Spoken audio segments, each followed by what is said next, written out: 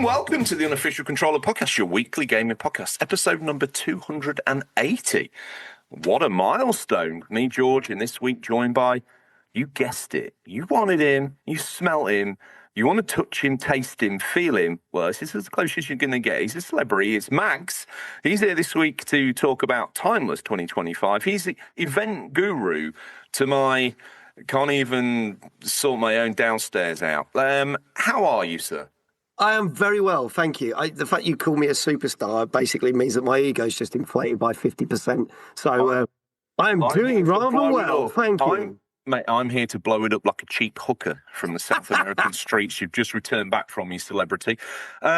Before we dive into it, obviously, thank you to everybody out there for pulling the shift while I was out being believing in my own life in a strange way. I've just got back from a wedding and a honeymoon, so thank you all for your patience, and thank you to Scott, Seb and RGT for holding the fort while I was away. All that to one side. Yeah, well, congratulations before I say anything. Congratulations, and little round of applause there. And there you go. I hope you had an amazing wedding, my friend. It was all beautiful. Some pictures up on the Discord, so very rare showing of my face. You know I'm anti it. It's a radio show at the best of times. Yeah. But people do tune in for the video now. Although there won't be one for this, because we're too sexy for that. And I'll be honest with you, we've woken up in this hotel room. We've shared a few things. Yes. And we're not clothed. So imagine that. I know, and we've not even got the aircon on. What's going on? Well, mate, I'll be honest with you. I had to demand that because I wanted to make sure I was showing for you, not just not an Arctic shrew, basically. Right. I didn't, you're a big man on campus, so I wanted to at least look like I'd, turned up to the sausage party. Before we get lost in all that, I have to ask you, what have you been playing? Oh, what haven't I been playing? Oh my God. So most recently, the new Donkey Kong Bonanza. Oh, yes. Tell me about that. Loving that. Do you know, it's one of those games that they announced, and I was kind of like, this looks all right. And that was my overall opinion of it. I'll be honest, it was like, this looks all right. And picked it up. I was a bit behind because it turned up. I've been working away in foreign countries for my sins for the last couple of weeks, and I've for some events, and I've come back. And there was my copy sitting on the doorstep, and I absolutely adore it. My biggest regret is I couldn't start playing it 2 weeks earlier. But that is just a phenomenal game, and I can see that appearing in a lot of Game of the Year lists for people because it's just very different.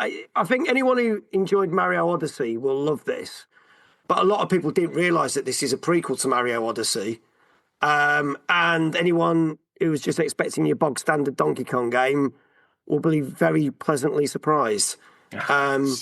So that is just quality.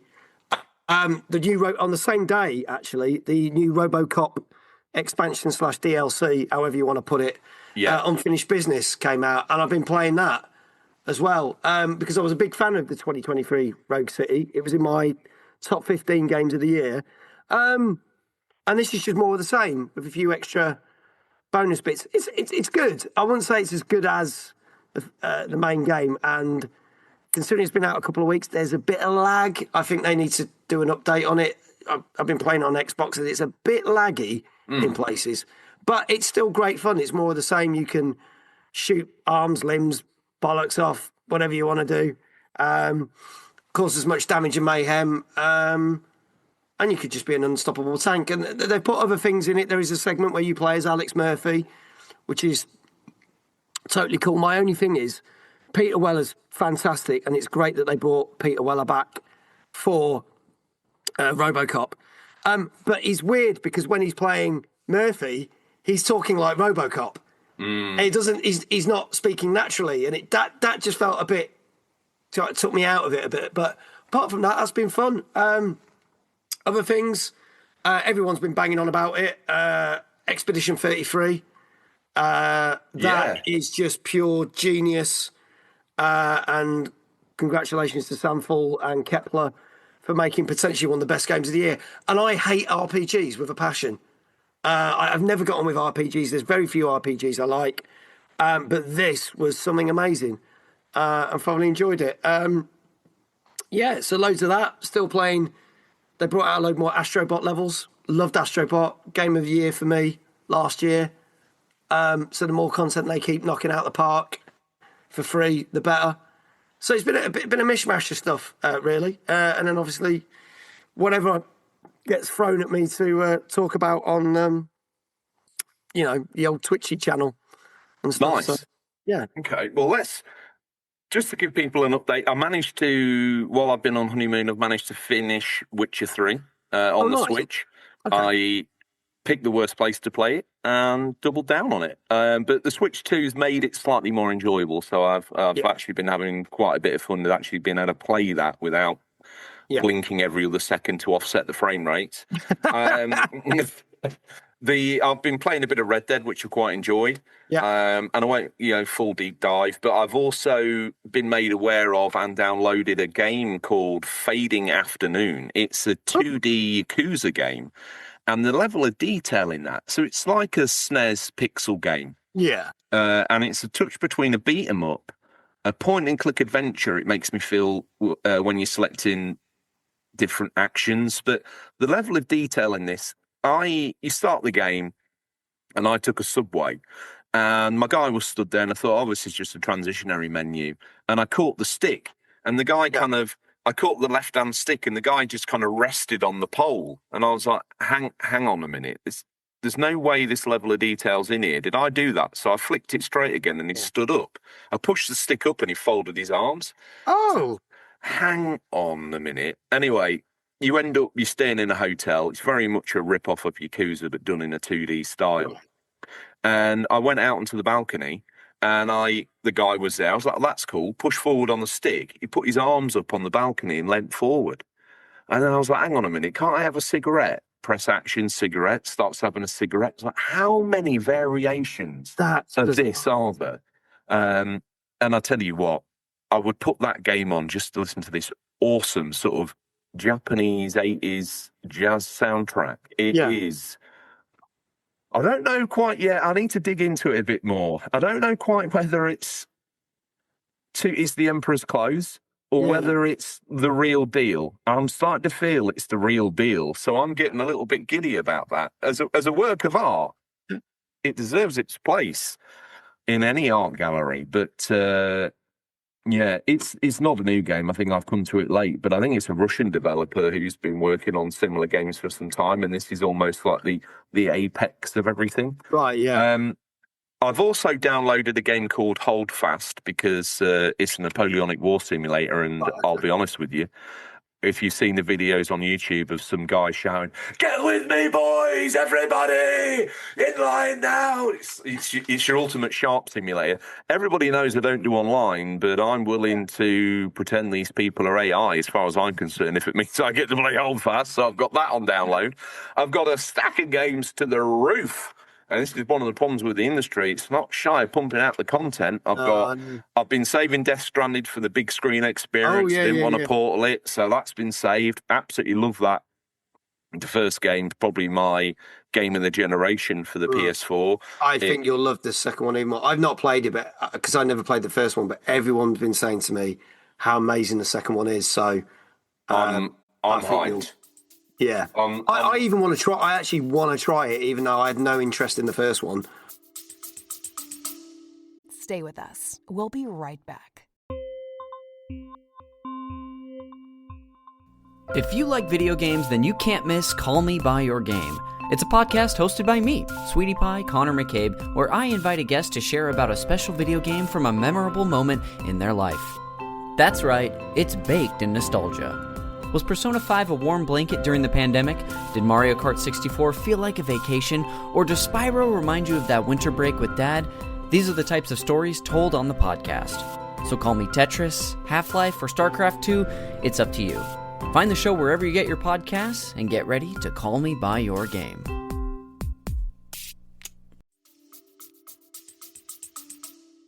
I don't think it matters with video games. There'll be a bit of an intro. You'll gloss past it, and then you'll be deep into another kitchen. Well, I mean, the intro will be about 45 minutes long, because of but you know, that's still good. Yeah, mate, it's all part of it. Yeah. I've got proper FOMO for Claire Obscura, as you mentioned earlier, Expedition 33. Yeah, very, very excited for that. So I've got hours and hours and hours and hours of content and games and whatnot just stacked up. And the industry, I think, at times is struggling for air. But one thing that's not struggling for air, it's like a scuba diver with the world's biggest tank. It's timeless. And you're here. Yes. To pump this baby up, because let's face it, one of the most exciting and engaging industry events that the UK knows about. It's one of those places where you can get up close and personal. There's no step back behind the curtain, friend. Within this environment, you are seamlessly interlinked like muscle and sinew. It's one of the greatest events. It's growing each year. Yeah. Each event, each different scenario, it grows not only in the scale of its own size, but the weight of guests it can carry. And this year we've got some exciting things to talk about. We've got a new venue, obviously. Yeah. A new home for Tarmys this year. Yes. Why don't let's set the scene. Okay. Where will we be for Tarmys 25, good sir? So, for the first time ever, we are going into the fantastic city of Liverpool for Tarmys this year. City of Culture. Yes, the City of Culture, and actually one of my two favourite cities of all time. So maybe my other one's Edinburgh. So who knows? We might go to Edinburgh one time, just so I can get in some sightseeing after we've done the event. But no, I like Liverpool a lot, and I want to say, I'm going to say this now. I want to say a big thank you to all the team at Arcade Club, because Arcade Club have been our home for 3 years. Yes. And I literally spoke to Andy from Arcade Club, a couple of months ago, because we still host some other events there for the Manchester Twitch meet. So we've still got that as our home for that, and we're there a couple of times a year. So it's not like we completely ran, but we felt we'd outgrown Arcade Club. And considering that last year was such a runaway success, even more so than we realised what it was going to be, it was kind of like, okay, we need to have a look at the comments of what people are saying. And a few people saying it was getting a bit cramped, it was getting a bit tight. And for an event, as you say, that was very open, that you can just go speak to the guests, you can go meet the people, there's no, or you're not allowed in there, or blah, blah, blah.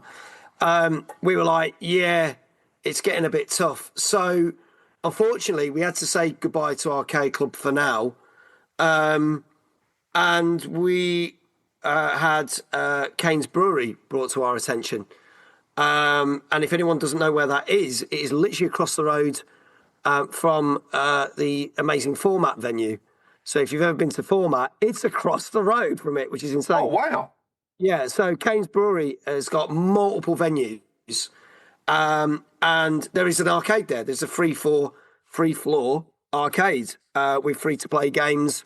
I'd say if you're looking for more authentic arcade machines, in terms of like the real retro stuff, that's where Arcade Club does win. But if you're looking for a good mix of stuff and modern stuff as well, this is where Arcane steps up, because it has got a lot of retro stuff, but then it's got a heck of a lot of gaming PCs. It's got Switches, PlayStation 5s, Xbox Series X's, some VR games. It's got a lot of like other new machines that I've not seen before, and then a lot of your classic machines as well. And on top of that, it's got like the mini NES, mini SNES, GameCube. I think of the main. Was it the mini PlayStation that they brought out, a mini Mega Drive? So you can even play those if you want to there.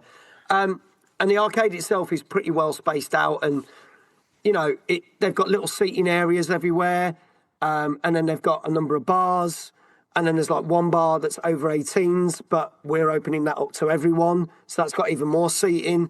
Hang on a minute. So if you're coming as an 11-year-old kid, you can get into an 18-year-old bar area No questions asked. Correct. Yeah, for one day only of the year, they are allowing us to do that at the venue. So all the chili poppers listening now, this is your chance to have a pint with the big boys. Yes. Yeah. Go get your pints, go get your ID denied, and then sit there with your Panda Pops instead. While you watch... Get a shandy. No one will know the difference. Yeah. But yeah, so there's different parts. They've got a cafe again with a good range of food. But you can also order from one of the bars. So if you don't want to sit in a cafe, you can literally get pizzas and paninis from one of the bars. So that's nice. Quite cool. But the other thing is, the arcade is just the arcade this year. So you normally pay about 20 quid to get into the arcade anyway. So this year with Timeless, what we've done differently is we've taken over 2 venues. So it's a lot bigger. So we've actually taken over the Irish pub that's next door to it, called Punch Tarmys. So Punch Tarmys is going to be the heart of Timeless. So you'll walk in, you get your tickets, you've got a load of exhibitors in the first room, you've got your challenge stage smack bang in, plus there's a bar. So all the competitions are taking place on there. You can then walk through to the next room, which has got a load more exhibitors and a huge bar, and you can order food from there as well. So basically you've got the food at the arcade and you've got a completely different menu at Punch Tarmys. So if you don't like the stuff that's the arcade, you can have proper size meals and stuff like steaks and... Hang on a minute, because what I'm seeing in front of me is almost like a Greek god. You've cleared this mountainside and you said, no, I'm going to build a temple to gaming. This is what I'm going to do. Yeah. And this is what you do every time. It doesn't matter where it is. You find somewhere, boom, clear it off. Bury. Whoever thought they had a 3-tier arcade club? I know, Guess it's what? amazing. Lightning doesn't strike once for Mags. It strikes 2 and 3 times. And look, here he is, Liverpool. Do you know what? No one even knew. Let me clear the space. Arcade, pub, gaming centre. So you've built the Acropolis here. You've built this. You're sat atop it like you're in your throne. You're there. You've put on this amazing venue for the plebs of the world. Us gamers, we're like, my God, Mags, he's done it again. He's only gone and done it again. Now you've created the venue, but now you're going to fill it. As if that wasn't enough for us to go and have a good time. Yeah. You've now filled this gaming temple with, and I'm going to let you spill the beans, but events, gaming celebrities, activities, games to play, the arcade, developers, people bringing industry insider bits and bobs, the whole thing. That's what I'm saying here. Putting a night on where there's an arcade is one thing, but you filled it with a smattering of, let's face it, the very cream of the gaming industry. I'm not just talking highbrow celebs. I'm talking cosplayers, the whole bag of tricks. Now, I don't want to put words in God's mouth. So I'm going to let you now, from your throne, and I'll be honest with you, we should address for this, but I think it's all part of it. Yeah, maybe I flicked a loincloth over me out of embarrassment. I mean, I could put some pants on, but I don't think it's worth it. No, I'll. When people imagine this scene, they're going to imagine a tripod in a chair, basically telling us about gaming celebrities, and we need a slice of this. Mags, tell me. Do you want to drop this like morsel by morsel, or are you just going to just spew it all? I don't mind. However your public demands it, I will give it. I want a full-on, almost rainbow spew of everything from you, and then we're going to nibble through each and every little morsel. Okay, let's hammer through the whole thing. So for the first time ever, we're running a VIP night. So for the content creators and all the VIP ticket holders, and by the time you listen to this, I don't think there'll be any VIP tickets left, so my apologies, because we've literally only got 5 at time recording. We have brought Jason Bradbury back because obviously he was our opening keynote last year. This year we're bringing him back for the VIP night only, so he's not going to be on the main event. And he's going to be sharing footage of the film that he kickstarted and launched, and he's going to get the audience's opinion. So there's going to be 100 content creators, 100 VIPs saying, we love that scene compared to that scene, we love that scene, that scene. So that's that. The main event, we have got WhatCulture Gaming for the first time. We've got 2 of the team from WhatCulture, plus we've got 2 other members that are still guests on their podcast and do feature from time to time. We've got Scott, who's been with them for 11 years. And we've also got Ash Millman, that also was on PlayStation Access and now does the Horror Game Awards. Ash is fantastic. So we've got Scott and Ash, and then actually from WhatCulture, we've got Josh and Cy. So it's almost like we're keeping that theme. People know about Timeless is we do the retro, we do the modern. So ironically, we've got 2 presenters that used to be on it, and we've got 2 presenters that are on it. So that ticks the boxes, which is great. So they're going to be sharing their stories. We've got Ashen's back, but Ashen's is not a keynote speaker. Ashen's is actually one of our guest hosts this year. So he will be there running that panel for us. We have, for the first time ever, I'm a mad fan of Jackbox, and Jackbox have very kindly sponsored us. So we are doing something called Mag's Jackbox Bonanza, where we will be playing Jackbox games and giving away copies of Jackbox. So I expect that to be chaos in a jar.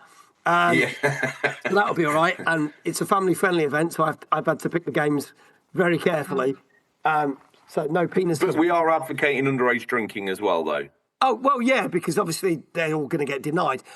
So it's fine. What else have we got? We've got the content creator panel, which is always obviously very popular.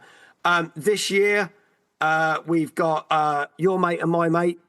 She's very famous, Big Fuzzy Yak, hosting the panel. So she's there hosting the panel. And then we've got a couple of creators. We've got Tommy from Studio 42, which is one of the largest TikTok agencies in the world. So he's there sharing his advice and knowledge for TikTok. We've got Hemp's Finest, who's a great guy who's been through a hell of a lot and can share his story. And he's got probably one of the best comeback stories. He's a Twitch partner that's out there. We've got Hibaji Boo, also known as Danny, great cosplayer. She's on there. One-handed gamer, great guy. Alex can literally play tournaments and smash games with his disability. Such a good guy. They're all on the panel.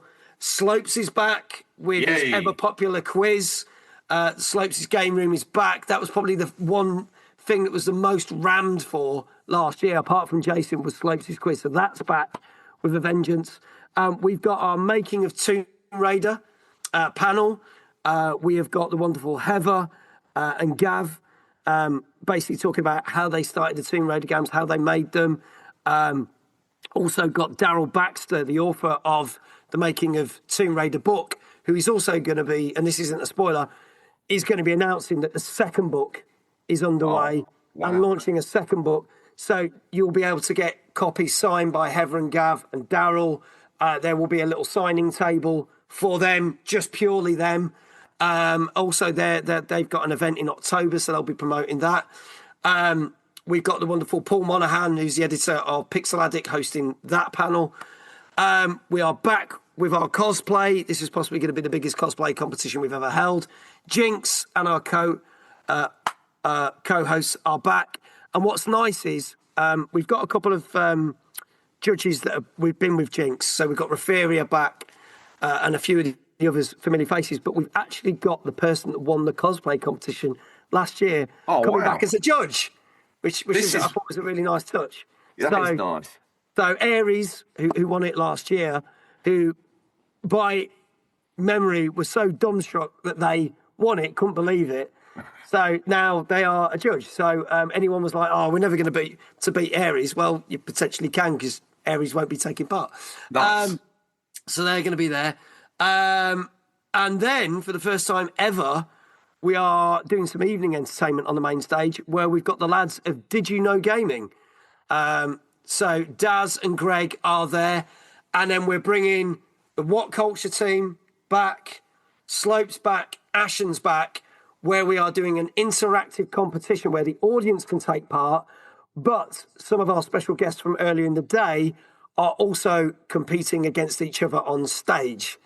And I can't tell you much more than that because it would spoil it, but that is something we're doing. So we're doing some evening stuff as well. On top of that, we've got the challenge stage, where we mix some of the best of retro gaming with modern gaming, and we're doing Super Smash Brothers, we're doing Astrobot, Super Mario Brothers 3, obviously Just Dance with MZ Lee, the amazing Just Dancer, She's there, so we've got all them, and they're going to be in full Just Dance cosplay with Just Dance judges as well. We're going to do FC 25 because people always said you never do FIFA. Well, we're doing FIFA now, and we've got the brand new Mario Kart World for the first time because we've done Mario Kart for the last 3 years. So Mario Kart World. So we're doing that all on there, and then after the main stage is closed, we're going to take some of you into the arcade because we're going to do a Pac-Man competition on the giant Pac-Man machine. And the arcade at 9 o'clock at night. And then we're going to do a Rampage competition and a Guitar Hero. So people kept saying, why don't you utilise some of the machines in the arcade for competitions? So that's what we're doing. So if you guys want to carry on gaming into the late hours, because I think we're going to be open until 11 o'clock, maybe even midnight, you can carry on gaming and playing games. And yes, some of you underage drinkers could potentially win a drink from the bar, but it'll have no alcohol in it. So the arcade competitions are something that's a little bit more fun. There's no massive prizes, but we'll probably chuck in a couple of hot dogs and a couple of rounds of drinks for people who win the competition. I'll be honest with you. The opportunity to come possibly drink at the bar and have a late night up till maybe midnight. Yeah. I mean, let alone the rest of the stuff you've put on. But let's go through that because that's a lot. I feel like I've been stood at the foot of tsunami. No, I looked up at the Acropolis and I thought, my God, that's impressive alone. And then you just went, whoa, and it was a lot. Yeah. So let's just run through some of those bullet points. Okay. I'll be honest with you. I don't even know where to begin. Let's start at the beginning, okay? So the VIP night for the content creators, that's all teed up on the night before. It's a bit of a preamble. We don't want to hype it too much, but great to hear Jason come back. To all those that are going to be able to gain access to that, what a great event to be able to work in conjunction with him towards this movie that he's putting together. Obviously, the shooting's done and they're in an editing creation phase, which is amazing. And to get an insight to that in a film's incarnation, let alone one about gaming that Jason's involved in, is, to be honest with you, industry defining. So props to you for that. But then, clear the decks. Yeah. The next day, we start off early. Now, some of these guests, let's start with Ashen's because he's your host with the most for the event. He's the host for the WhatCulture panel for this one. You still got me as the host for the main stage. I was getting a bit nervous there. Hang on a minute. We're ready for you. Yeah, I'm taking a bit of a step back, but I'm not taking a massive step back. So last year I had the stupid idea of trying to bounce between two stages, which I'm never going to do again. I mean, this is made easier because obviously we had a stage on the ground floor last year and we had a stage on the second floor. Yeah. The good thing about this is because obviously, as I said, we're in the Irish pub. It's one big floor and you just go from room to room to room. So there's 3 big rooms in Punch Tarmys, and then you can go to the arcade and then you can go up and downstairs or up a lift or whatever you want to do. So to get to one stage to the other is actually a lot easier this year. But I'm going to be mainly tied to the main stage, so that's where you'll find me. That's my home, and then Jinx is running the challenge stage, which is in the first room. So, as you mentioned, let's segue into that because the cosplay section of the cosplay section of Tarnus has always been probably one of the best parts. You know, you can be a rank amateur turning up with something you made in Poundland on the way, or you can turn up literally bedecked in head to toe with the most lifelike recreation of your gaming hero. Yeah. And Jinx pulls that all together. Lovely girl. Fantastic lady. And makes that, to be honest, the spine that runs up and down the event. It's lovely to see people in the gear and to reward that and encourage them to come as well, because nothing lifts an event than seeing, your favourite gaming hero right next to you. I know. Do you know what? And the nice thing is this year, we've seen a lot of stuff of people that are actually putting their costumes together. And we've been sent photos, and some of it's been posted on social media, and some of it has been sent to the team saying, look, we're going to turn up like this. And we're like, oh my God, like people are really, really like stepping up the game in terms of the cosplay this year. And I don't want to spoil it for somebody. One person has done this phenomenal outfit, which goes really well with one of the panels that we're doing, and it's just like, how long did that take? Because that's insane.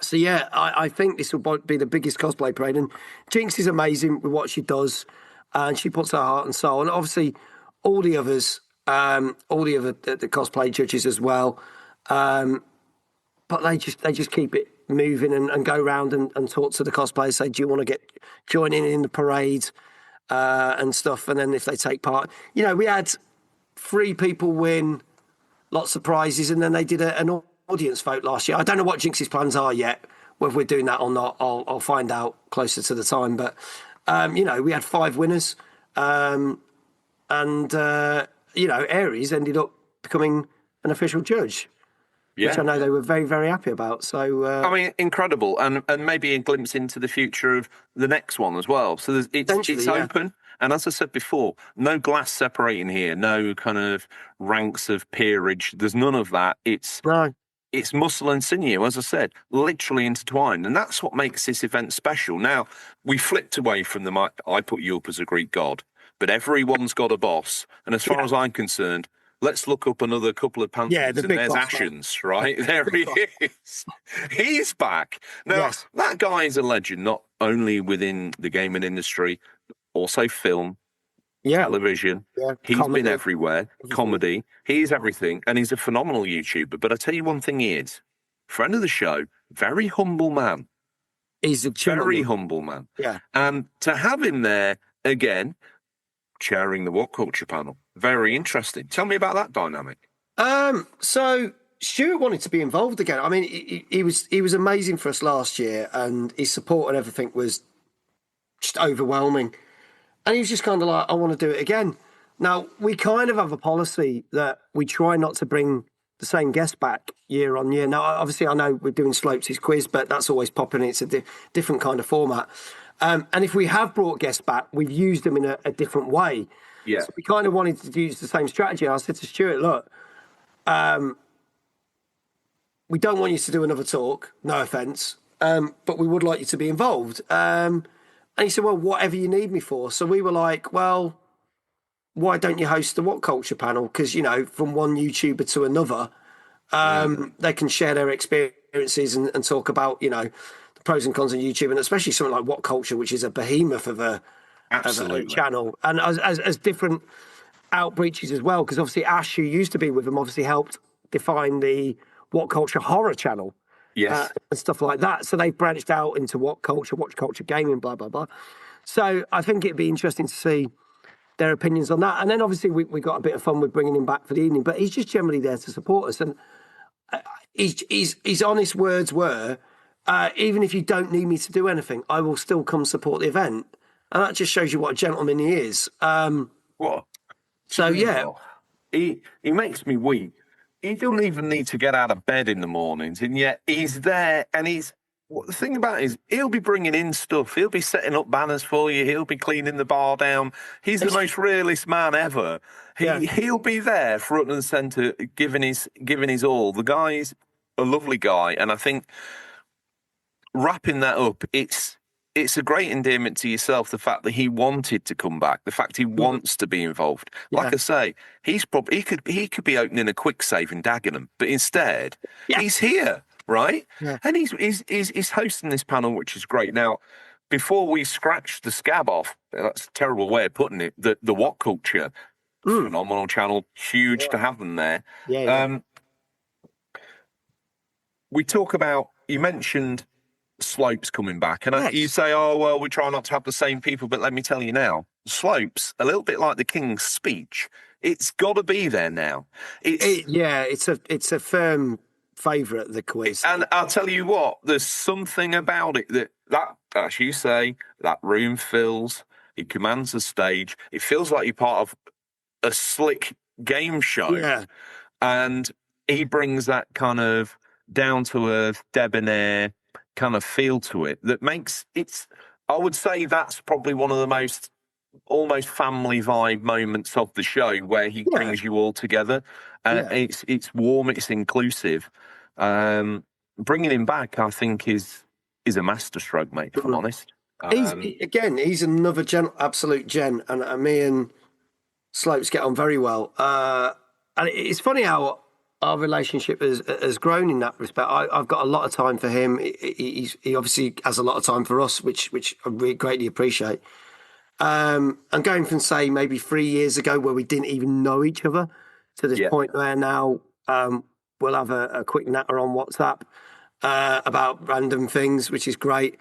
Or he'll pop in to watch, or he's been on my show, or he's popped in to say hello on Twitch and vice versa. It's heartwarming, and I think the fact he's just so passionate. And again, he's another person that, just like Stuart, can see what we're trying to do. You know, we are. I'm gonna put this very polite. We are a no frills gaming event. We ain't got massive budgets. We ain't got massive sponsors.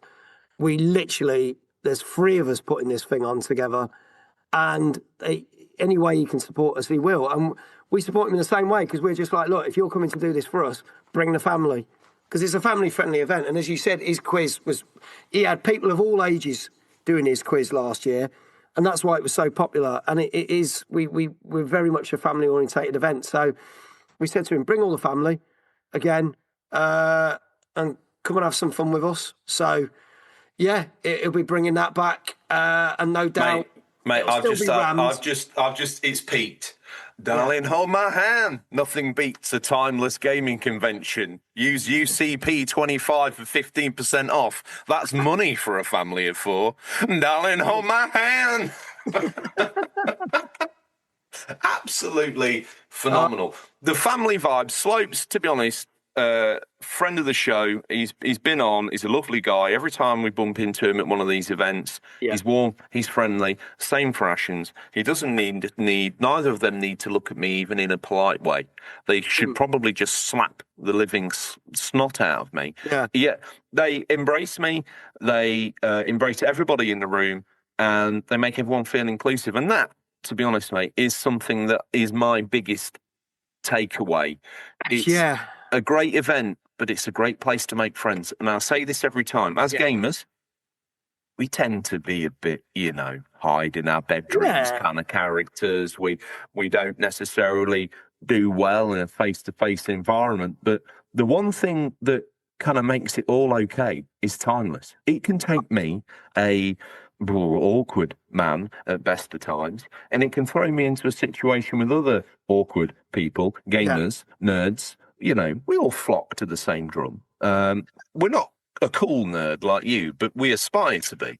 And we get a foothold into this event. Now, the arcade, his family, everything that you've themed has always been, I've brought my own children to your event, and I'll be honest with you, they probably got more out of it than me. Now, they're down with the kids. They're cool, too cool for school at times.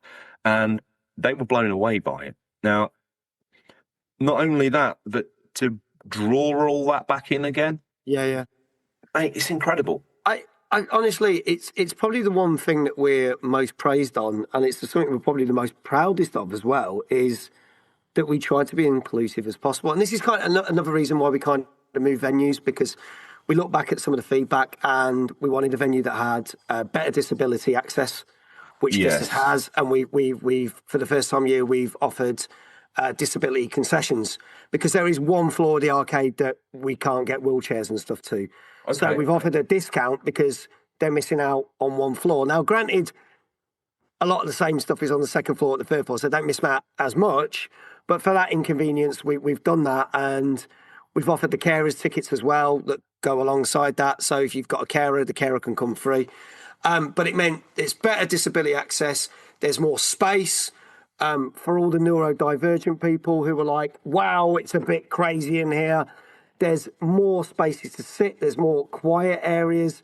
There's more just general seating areas in the whole building, just generally, not just the arcade, but in the pub as well. So if you're sitting and go, do you know what, I want to sit this one out, you can sit out, but still watch it. But for the first time ever, we've got this giant courtyard outside at the back, which if you're just going, whoa, my mind's overstimulated, this is way too much, you can go sit in the courtyard. It's a quiet area. It's got a big roof, so if it does tip it down with rain, which fingers crossed it won't, because it's always been baking hot every time we've done this. Yes. You can just sit out there, and then there's a QR code on like the park benches. You click that, and you can order your food and drink to the table. So that's been included. The variety of food we've covered for. So there's two completely different restaurants. There's like 5 bars which cater for all different types of drinks, and it's just like we basically look back at the feedback and we're like, right, we're a very inclusive event. And as you said, just for the people, the geeks, nerds, gamers, this is the event that they do flock to and say, this is our rite of passage to turn up here because we can talk to everyone. And this is the other thing. We also decided to scrap the Creator Lounge, which has ruffled a few feathers because we had a Creator Lounge last year to say thank you to our creators with a little area they could go. This year, we said, no, we want it to be all open. So there is like a creator area, which is like the third room, but it's open to everyone. So you can go in there and play some other games. You can win prizes and do some other stuff. So there's loads of stuff going on there, courtesy of the Gamer Guide. But the idea is it's open to everyone. And our way of saying thank you to the content creators is we put the VIP night on. So that's their thing that they get, right? And the VIPs get that included in their ticket. But we want the whole event to be open to everybody and everything. And this is the other thing. We always pick guests that will quite openly walk around the venue and talk to you no matter who you are. Yes. And be happy to sign an autograph or happy to have a selfie or happy just to talk games. And that's what makes Timeless. It's not all this stuff we chuck into it. It is the whole concept of it doesn't matter where you're from, what games you play, what era you're from, you are always welcome at this event and you will always be made to feel welcome. And that's the one thing that we love about this. Stay with us. We'll be right back. Ever wondered what a rhythm-based stealth game with dinosaurs might look like? Or a farming sim in space with zombies? Welcome to the Gaming Blender podcast. I'm Matt, and with my co-host Scott, we take a random game genre and random game mechanics, blend them all up, and pitch wild, totally hypothetical games you've never heard of, and maybe shouldn't. New episodes every other week. Hit play and unleash your inner game dev. No coding required. Search the Gaming Blender on your favourite podcast app now.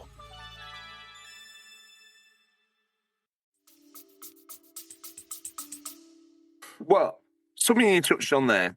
Yeah. As a fan as I am of Arcade Club Bury, I have to admit there's been a couple of times at the last 2 events where I've been very overwhelmed. Yeah. It can be. It's an amazing venue. It can be, but if especially people on the spectrum and neurodivergent, all those machines, flashing noises, you can be. I had a mate of mine who went last year, and he had to step outside, and he was just like, "I love this place so much, but I think my brain's going to explode." Well, it's almost, I look at it this way, right? That would be overwhelming anyway. But if you're in any way even excited about gaming, you're rubbing shoulders at these events with your arcade heroes, right? Yeah. The machines themselves are enough. Yeah. It's like being given a pass to Santa's Grotto. Yeah. No, you're seeing everything. Yeah. I've had to step outside a couple of times. The talk of this area where you can sit and chill in the little walled area, as you called it, I think is absolutely fantastic. It gives you a moment to breathe, but it doesn't mean that you have to step outside. No. You've got this extra space now where you can chill between, but you're still part of it. Yeah. Bury's great, but obviously when you step outside, you're outside. Yeah. Whereas this, I like this idea, Mags. I love it. Every single time you just pop another stitch in the perfect scenario. In again. Now, these things don't happen by chance. They're by design. And I have to doff my cap to you. But let me say, we're obviously going to punt the living daylights out of this, and obviously the listeners are hearing this and they're like, yeah, George, you've been on about this all week. You've rammed that code down our throats. You've put the link so far up our noses, we actually think it's our own DNA. We don't know what's happening to us anymore. Now, they're going to be there. One thing I'm going to say it now, I'm going to throw myself out there. Yeah. At some point in time at this event, there will be a prize. One of those will be now, I haven't really talked enough about this, but we've been lucky enough, cult status, I don't even know what it is, but we've got some cards, the famous Cards Against Humanity game. And we've We've actually got our own version of it. UCP against humanity. I can't even begin to imagine what world we're living in where this is a thing. And we're going to give 2 boxes to you to give away. That's amazing. Thank you. So, what relevance that's got to someone who doesn't know the cult status of the UCP? I guess they'll find out by the time they've read through the cards. If there's anyone who has not heard of you, then they will have to start listening so they can understand the thing. So you get it's a win-win for everybody. So they get to play a game and they get to listen to your podcast. So I can tell Mum and Auntie Doris to step down because we've got 2 more listeners, so you can relax. You can enjoy your retirement. They can now go on alternative weeks. Yeah, I love my mum, but sometimes there's pangs of guilt, Mags, to be honest, of having her wired into one of those Clockwork Orange machines and feeding the UCP 24/7 like a battery hen.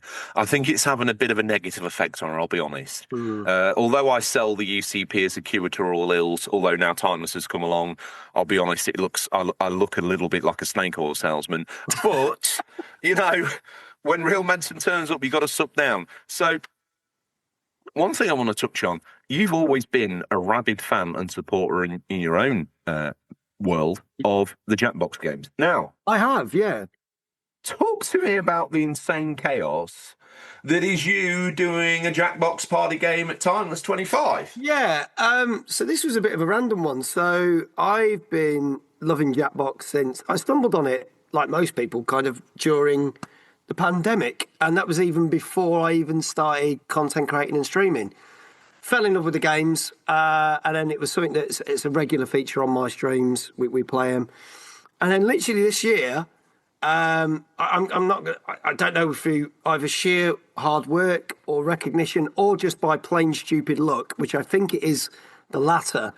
I was approached by the agency that looked after Jackbox and said, would you like to do some streams purely for us?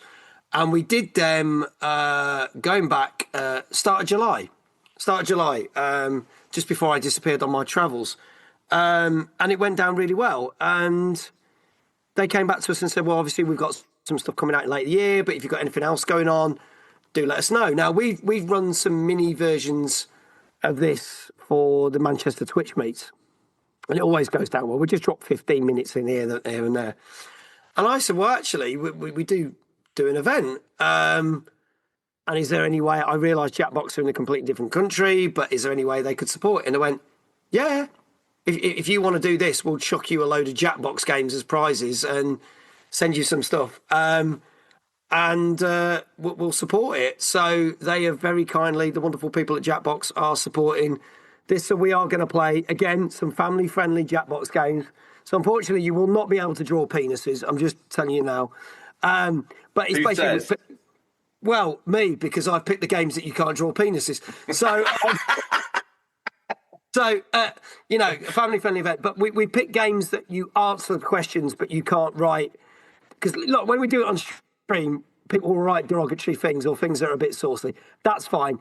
This we can't. So we picked the games where you just have to pick answers. But it's still a lot of fun. And we're just going to get 10 people up at a time over the course of 45 minutes to an hour. And we're just going to play some random Jackbox games. But every time the one person wins, they win a Jackbox game. We've got quite a few to give away. We've got some of the new ones. There's the Survey Scramble. There's the Naughty Pack for the adults out there. We've got some of the Party Packs, Starter Packs, and all that. So they've very kindly given us a load of Jackbox games to give away. So we'll probably play about 5 or 6 rounds of Jackbox. You say very kindly, but in the space of the next 12 months, if you're not the face of Jackbox Party, these people need their head inspecting. If you're listening now, you're blowing your best opportunity here to make this game relevant to the rest of the world. Well, At the minute, it's a select few. Max can take this thing global. Yeah, well, you want the box? Jackbox 11 coming out in October, I believe it is. So I'm sure we'll do stuff with them. But it's time to reshoot the box art, Mags. I think it's about time you put your foot down. Yeah, you can imagine if I ended up being one of the celebrity guests on things, not like Fibbage or something. That'd be funny, you know. It just because you got like Cookie and a few of the others. But you can imagine, hey, this is Mags, and we're doing well. Actually, I wouldn't want to take it away from the other ones. So if they come up with a new game that I could do, no, take it away from them. No, because this is your moment. You are Jackbox. No, I'm not. No, let's not get ideas above our station here. I don't make the games. I do not create the games. I just enjoy playing the games. To me, you're the face. Okay, you're that guy. You're that dude. I'm just saying. Listen, Jackbox, don't blow this. You got the best thing ever on sliced toast right in front of you. Hey, look, I am very grateful for everything they've done for me this year. So it's fine as far as I'm concerned. They've done more than enough. So this was a beautiful gesture from them. I don't want them turning around going, bloody hell, we heard that UCP podcast. By the way, we're not doing anything else for you. I think they're more likely going to say, yeah, that guy's crazy, but you are the face. Yeah, you are. Let's get a picture on the green screen holding the naughty, the adult version. That's all. Yeah, the naughty pack. Yeah. Yeah, you are the naughty pack 2. There you go. I could feature on that. Perfect. Now, we've talked about a lot of things. You spewed rainbow across us at the beginning. Let's double down a little bit more on the some of the panels. Talk to me about the a little bit more in depth the Tomb Raider panel. What's happening here? And people turning up for this alone. So there are. Piece? Yeah, so the Tomb Raider panel, we're very fortunate. So again, we always focus on the new and the retro. And obviously, the last 2 years, we've had some great remasters of the Tomb Raider games. Last year, we got Tomb Raider 1 to 3, and this year we got 4 to 6. Yeah. And we got thinking and going, well, wouldn't it be good to hear the stories of the people that originally made those games? So we've got a panel. We've got the wonderful Heather, who was like the original voice of Lara before they got the voice person in to do Lara, which was great. And she'd done artwork and stuff, and she used to work for Rare. And she said she will gnaw anyone's ear off if they buy her a gin and tonic. That was her exact words, which I absolutely loved. Wow. And we got Gavin that worked on the games and put a lot of content in it. And they've got some of the best stories to tell about how it all came about. And then obviously we've also got Daryl Baxter. Now, everyone who doesn't know Daryl's an accomplished author. And he's wrote a number of gaming books, but one of the most successful ones was The Making of Tomb Raider. So he spent a lot of time with these wonderful guys and gals behind the scenes, talking about their experiences and sharing stories. So he's got another book that's coming out. So he knows these guys like they're his best friends. So he knows just as much. So we put a slant on it. So it's technically we're not talking Tomb Raider 1 to 6. Oh, how did you?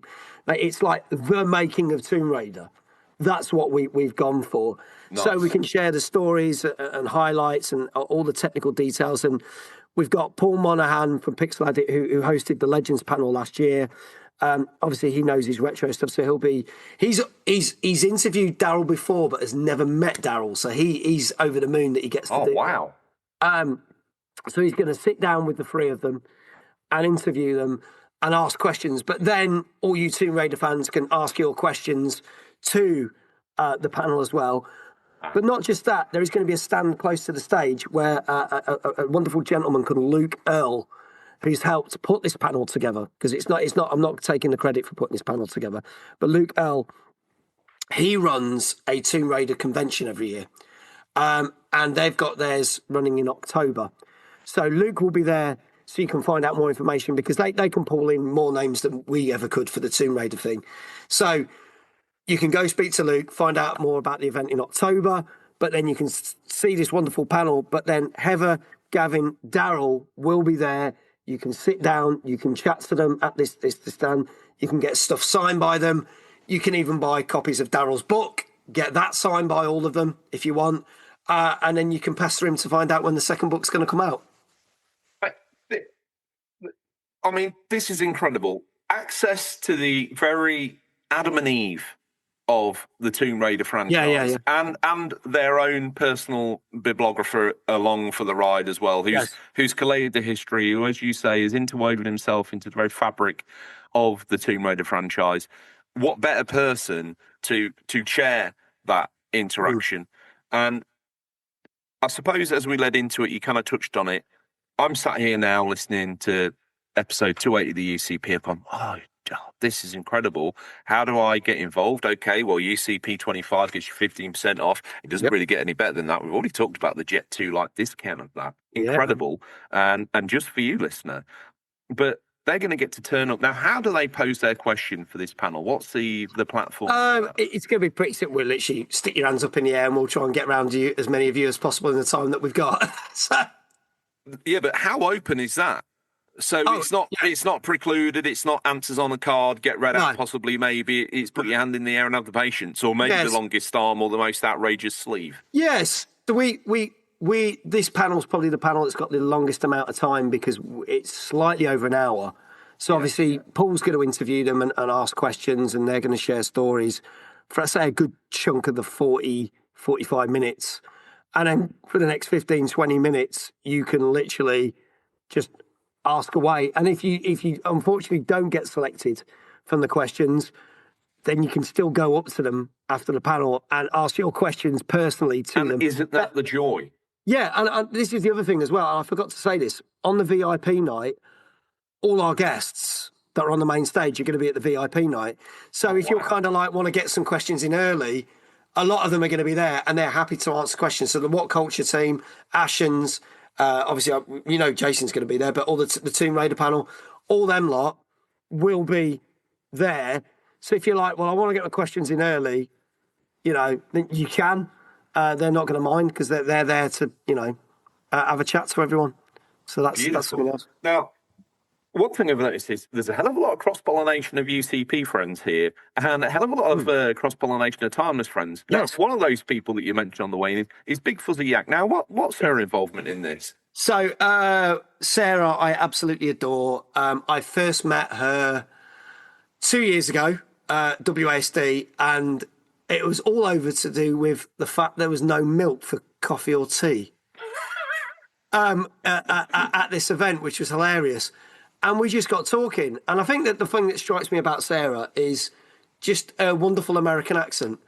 And we just hit it off. And ever since then, we've got this funny thing where whatever event we're at together, she will shout from across the room, "Oh my God, you're famous!" And I'm like, "Yep, there's Big Fuzzy Yak." And she came to Timeless last year for the first time with a wonderful husband, Big Fuzzy Panda. So Big Fuzzy Panda. He's an absolute joke. I feel he needs pumps as well, Big Fuzzy Panda. Yeah, he's such a lovely guy. They're just the most wonderful couple, full stop. And so we were we wanted to get Big Fuzzy Yak on the panel, the creator panel, because she's a person that if you don't know her that well, she's been through a lot, bless her. But she just constantly bounces back. The content she brings out is amazing. If there's an event on anywhere in London, gaming related, she's at it, which just shows you how popular she is. F1 as well. Don't forget she's a big F1 fan. Huge F1 fan. And bless her, she invited me to her birthday party, which was a screening of the F1 film. And of course, Muggins here is the other side of the frigging world doing more events. So I couldn't go, so I was absolutely wounded, but it was nice to be invited to that. And that's sweet. So hopefully. So I said to her, "Look, do you want to be on this panel?" And she was like, "Oh yeah, I'd love to." And then she stopped and paused and went, "Hell, I could even present it." And I went, "Yep." And she went, "No, I was joking." I was like, no, I'm not. So you are doing it because she's bright, she's vibrant. Yeah, totally agree. Herself. I just thought it was a perfect fit. So I'll be honest, mate. Over the years, she's her rise to prominence has been great. You talk of her coverage of London events, really great. Really flawless, in fact. And I think that sort of slow growth of people like, well, not slow, but insane growth of people like Fuzzy to the point where she's now coming over. And there's something about her enthusiasm, and we've got a couple of American co-hosts herself. They just add that little bit of showbiz, that little bit of Hollywood, that little bit of gravitas in a way. And it's great to see Fuzzy getting involved. I had the luxury of being in the queue with her at the last time. That's always friendly. Big Fuzzy Panda, always kind. Yeah. They're just the nicest people. Great. Yeah. To be honest with you. I just like a number of the other people, I can honestly say she's a great friend. It's really good. Obviously, I don't get to see her husband as much because he doesn't always come to the events. I know he's coming to Timeless, which is fantastic. But whenever we bump into each other, like we've seen each other, me and Sarah have seen each other a couple of times this year. We have such a laugh, and she is a true friend. So I love her to bits. It's just great she can be there for us. Going to make that panel exciting and fun. So, exciting, as you say, all these great faces, all this great enthusiasm, all assembled under one roof. Yeah. Some of them gods themselves, all praying to the mighty mags, to the Timeless. Oh, not to me. I'd say to the Timeless, as well. I'm just like the side thing. As much as you're inseparable from Jackbox in my mind, you and Timeless are literally interwoven like DNA. I won't have it any other way, you beautiful man. So we're all there. We've turned up. Okay. Yeah. Very great centre location for Liverpool. Very near to... easy to get to the centre and everything. 15 minutes walk from the city centre, about 15 minutes walk from the docks. Loads of parking. Loads of hotels. Loads of hotels. And I'm going to say this now. If you haven't booked your hotel, go onto our website, because another thing we've done for the first time ever, we have offered cheap discounted hotels. You can go on the website. Yes. There's links. Now, most of those hotels have gone, but there are still a few. But we negotiated through our friends through Conference Liverpool, and they got some great deals on some fantastic hotels. I think some of the cheapest was £75 a night. And we're talking 4-star hotels, 3-star, 4-star hotels. So, you can get your travel lodges, you can get your Premier Inns. That's fine. But we managed to get some really decent, and I think the most expensive ones were £150 a night, and they're really decent hotels. Darling, hold my hand. Yeah. Nothing beats a Timeless holiday. Nothing beats a Timeless holiday. 15% off at UCP 25. Perfect. It's the gods themselves have written this. Now, if I may, let's rest Timeless for a moment and move on to Liverpool, because might I add, beautiful city. You're going down for Timeless. Let's face it. You can have a couple of glasses of pop at least. God, yeah. So you're staying over. You wake up the next morning with a day to spend in Liverpool. Yeah. I am a big Beatles fan. But any even slight interest in musical history or culture whatsoever, it's literally a boiling pot. You could spend a week there and not see everything. You've got the Beatles Museum, you've got the Cavern, you've got the Beatles Experience, you've got the tours you can go on. Yeah. Let's say you don't like any of that. The shopping in Liverpool is first class. Yeah, let's face it, we're all going to go nerd out in CEX the next day, pour at the glass at some special edition while some guy waltzes in big wallet and just buys it and walks out. And we all go after him like little sheep. Like, look at mate, he's bought the Tomb Raider special edition, Lara breast implant edition. Boom, $3,000. We all follow him around like loving sheep just to sniff it. So there's that whole experience where you mates the next day. So much, shopping to be involved with, things to see, things to do, food. Yeah, the food places are insane. Bars and restaurants. Well, the one thing about a Timeless party is a Timeless party don't stop. So no doubt at that moment I will pass you outside a recycling bin. I'll mistake you for a homeless person, throw a couple of pennies in your cup of coffee, and you can say, George, mate, oh my God, it's Mags. I didn't realise. I'm a little bit drunk, but the party's carried on. 2-3 days in Liverpool, wrap around this whole thing. Yeah. I can't imagine. You do sell yourself short. I can't imagine a greater time, a greater place to spend with friends, to make new friends, to learn about exciting new gaming developments. We haven't even touched on some of the people that you've got there supporting content and things. We've got all the celebrities there that you could possibly imagine, but they've broken down the barriers. They're in there breaking bread, touching, feeling, smelling as normal people. Probably a little bit of BO. We're gamers. I don't want to talk gas. Yeah, get excited. Just use deodorant, please, if you do think you're a bit whiffy.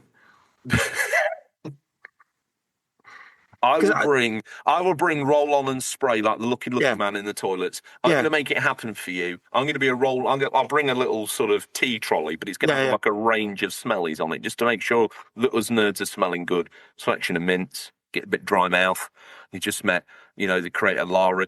You don't want to just go up and horse all over him. Here's some polos. Get your mouth wet. A little splash of water. Yeah. Make yourself feel good.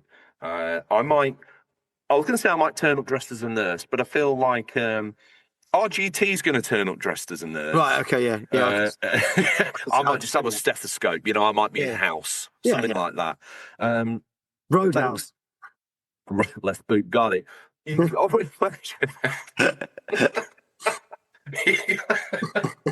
Waiting my whole life to use that. Yeah.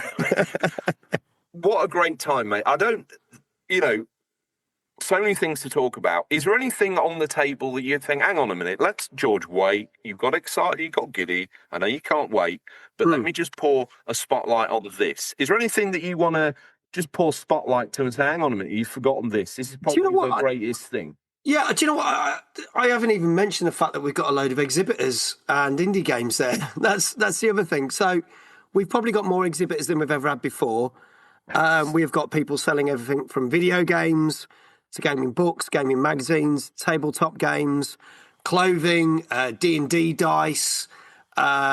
We've got jewellery, we've got artwork, and then we've got a little splattered selection of indie games. So in the main stage room, we've got 4 indie games that are up and coming that we've picked personally.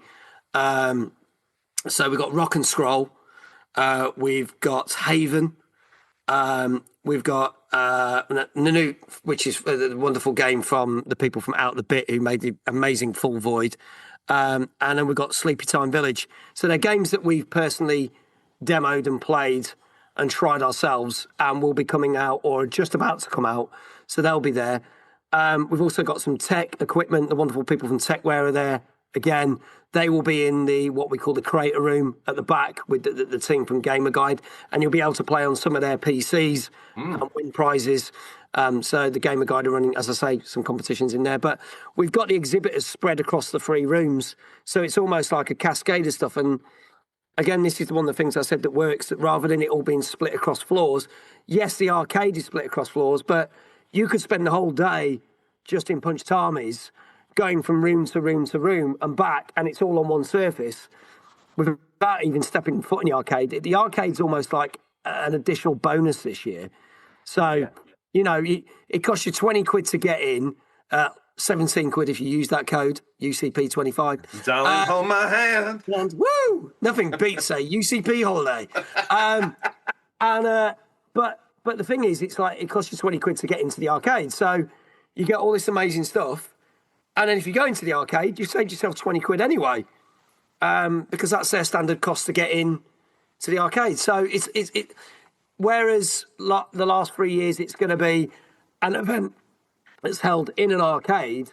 This year, it's an event in its own right, but the arcade's tagged on. And the beautiful thing is, it's not a separate entrance to the arcade. You literally walk into Punch Tarmys, and you'll be straight in the forefront of the first room when you walk in, but then you can either keep going straight ahead, which takes you into the main stage room, and then behind that is the creator room, or you turn right and you're straight into the arcade. So either way, everything's connectable, and you can get from the courtyard from the arcade, and you can get from the courtyard from Punch Tarmys. So it all links back to each other. So it's just melting pot of gaming. I wanted to get onto the exhibitors. I wanted to get onto. I've never been to a Tarmys event and left with any money, I have to admit. Yeah, sorry about that. No, it's fine, dude. Normally, in this day and age, with a retreating high street, it's ever harder to get your hands on physical goods. It's ever harder to get your hands on those exclusive little geeky bits that we all love, that we can't normally, I'm on a website, I'm not really sure. And a lot of these great creators, they create Insta pages and things. And obviously, Rowan, big friend of the show. Yeah. He will be there. He's not exhibiting, but his stuff will be on sale on one of the other stands, is what I will politely say. So. All I'm going to say is, it's very rare you get a spotlight on creators like Rowan and able to buy their products and physically leaf through them as well. If anyone doesn't know, he creates these fabulous instruction manuals for Switch games that Nintendo don't even bother to create the instruction manuals. I know.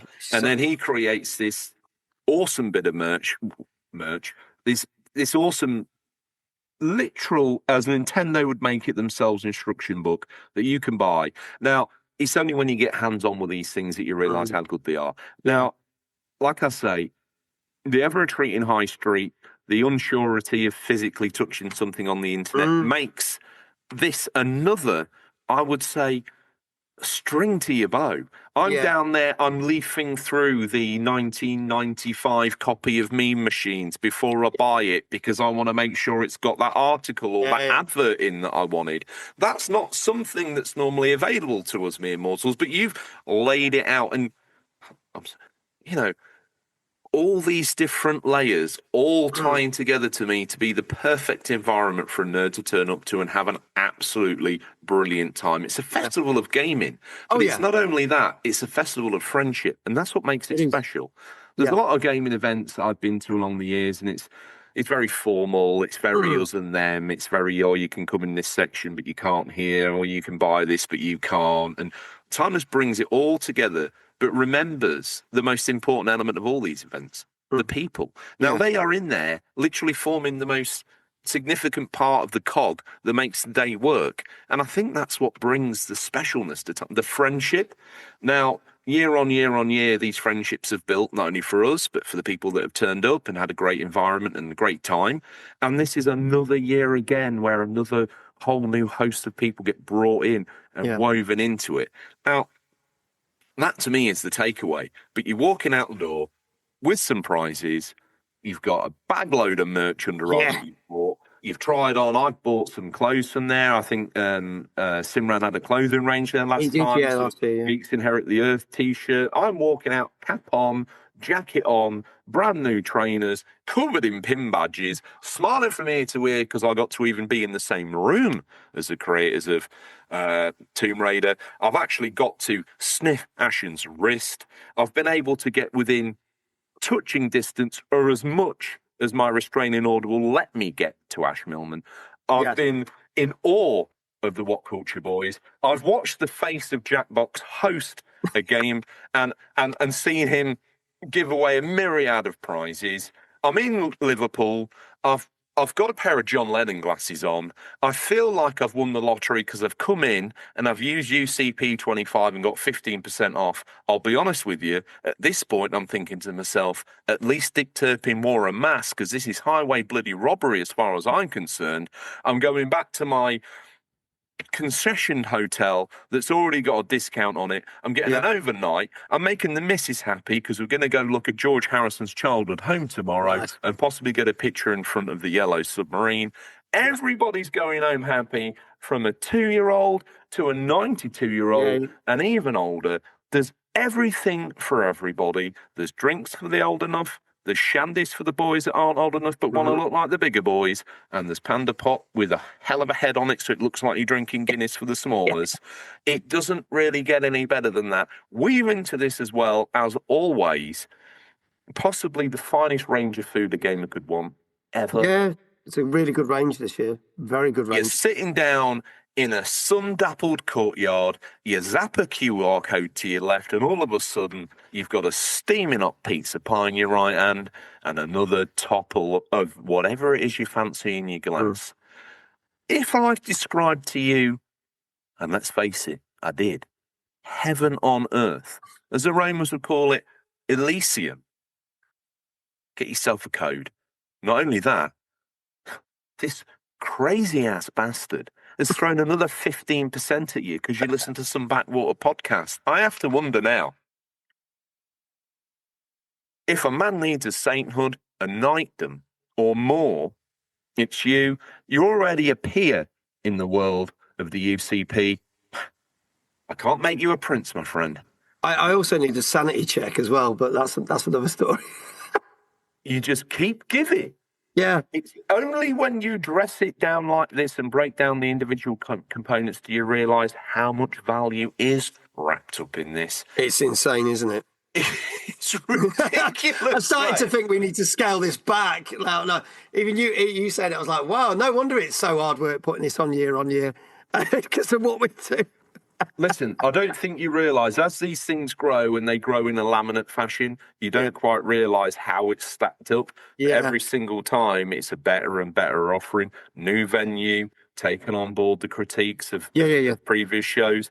You've made it all one level. You've made it more accessible to everybody in terms of disability access. Yeah. I've got to say, friend, if there was ever any critique, and they were minor, you've took them on board and served up the freshest slice of gaming event this side of something done in the States. I think that this is the proudest moment. And does it represent British gamers in a way that no other event does? Yes, I think it does. It's tapped into the very core of what makes that British gaming. It's very unique. It's got a slice into the cassette history of the many years ago, and you've woven that through with your panels that you've had in the past. Yeah. And we're up to Tomb Raider era. Yeah, We've done the rare stuff. We've gone further back, and now as it comes through, it's dragging through all these different bits. Mate, I'll be honest with you. This is the British Gaming Convention, no doubt, from the guests to the people involved, the people that you've chosen. Jason Bradbury, obviously, big TV name in the UK. Yeah. He's here. And then we've got those people that have literally woven gaming content in the UK and made it what it is. We've got the Legend of Slopes. We've got the Legend of Ashens. We've got WhatCulture, the bastions, mate, of what it is to be a gamer in the UK in 2025. And there you are, sat now very nonchalantly, very humble, head on shoulder, the thinker, almost like a Greek statue. I think, therefore I am, timeless is, therefore it is. Click of your fingers. Now, you talked before about, it's now you realise how difficult it is. Just for a moment, just put all of that to one side and embrace me mano a mano. Okay. This is a lot to organise. It is the biggest British gaming event. How do you keep all this together regularly? We haven't even given a moment to blow up your own channels, but this is a timeless do, but you're keeping all that together. Yeah. Everything that you've got your fingers into, and it's a lot. Yeah. And you've just done this on the side. Obviously, you've got some people helping you, and probably we've got a wonderful team of people. But just talk me through how you even entertain. If I could even think of Timeless as an idea, it would then collapse because of all the other things I've got going on. But you managed to somehow find space for all of it. Just help a mere mortal man understand how the hell you do it. I don't know, because there is a lot going on. Because I think there's a thing that people don't realise, that obviously I run a lot of events. It's not just Timeless. There's a lot of stuff we do for Twitch. Obviously, I spoke at my very first TwitchCon in Europe, but then I was also helping running the networking events. I was asked to do that, which is a big honour. I thoroughly enjoyed that. Went all the way over to the Netherlands back in the end of May. There's potential for me to go out there and do stuff in America this year. Whether I fit that in this year, I don't know. I've got to weigh that up.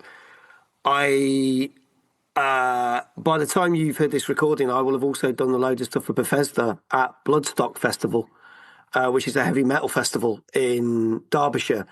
And we're hosting a load of stuff for the new Doom game. So I do a lot of MCing. So it's mad that I juggle the MCing and the events. I've just come back from South America I've done three events there. So I'm still technically jet lagged because I got back on Monday. I'm still jet lagged now. So I do all that. I do all the streaming. I do Timeless.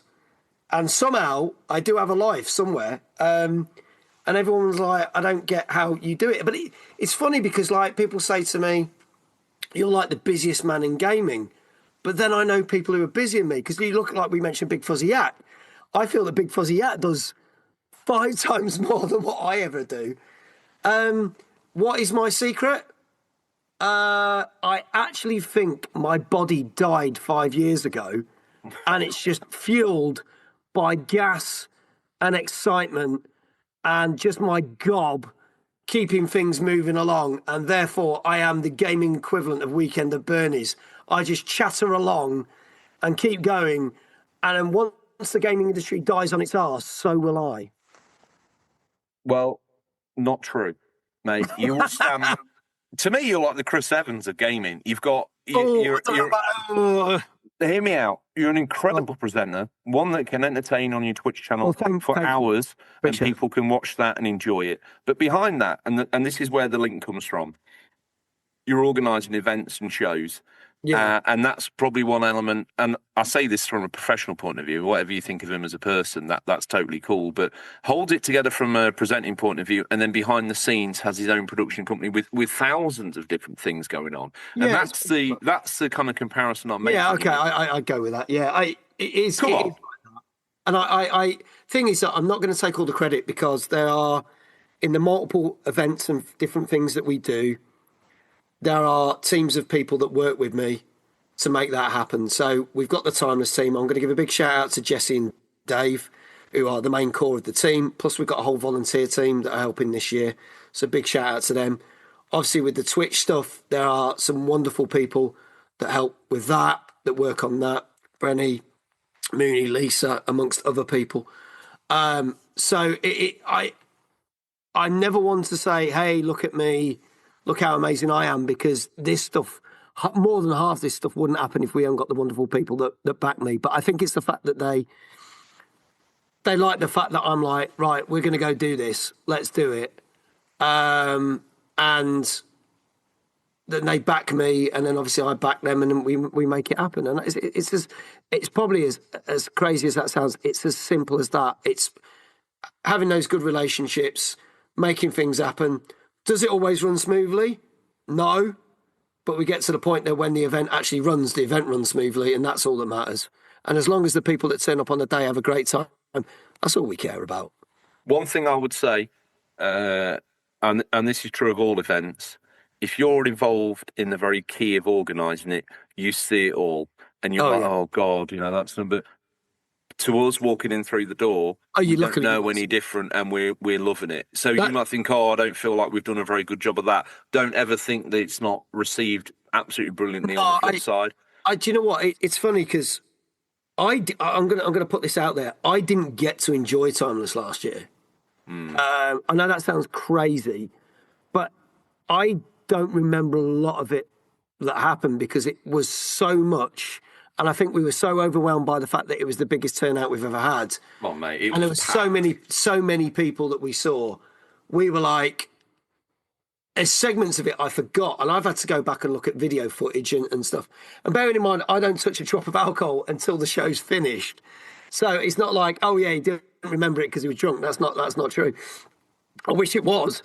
But it's that thing of, so much happens that my brain can't compute it. And then weeks after, I'm still getting messages from people, and people saying, I had some people say we were like the next Insomnia. Now, I'm not even going to go down that route of that mentioned event, but I feel very flattered that we were brought up in the same sort of conversation as that event. And people saying that it was they went to loads of events last year, and by far our event was the best and their favourite event, and still is. And that's just flattering, and it means a lot because it means we've achieved our goal. Yeah. Today, and as you rightly say, there are things that go behind the scenes that are utter chaos. I seem to remember something happened. This is a true story, and for anyone who captured this, I apologise. But there was a point where something happened, and it was like, how on earth are we going to fix it? And it was an absolute nightmare to fix. So just for 30 seconds, I walked outside to the car park of Arcade Club and just screamed live. There was loads of people out there, because obviously it was a sunny day, people out there. And I just went, ah! Stopped. And people went, you all right? And I was like, yeah, I'm fine now, thanks. And it's like, well, I've got to get back in, we've got to crack on. And that was it. And we sorted it. And it was just that one moment, it was like, I have got to do this for my own sanity. But I think people just thought I was doing it as a comedy stint because people were filming it. But it was like, no, I actually genuinely was like, I need a release very quickly because I don't want to say something horrible to someone. So did that and I was fine. So hopefully there won't be any of those moments. But it was the fact that everything just carried on and people had such a good time and really enjoyed it.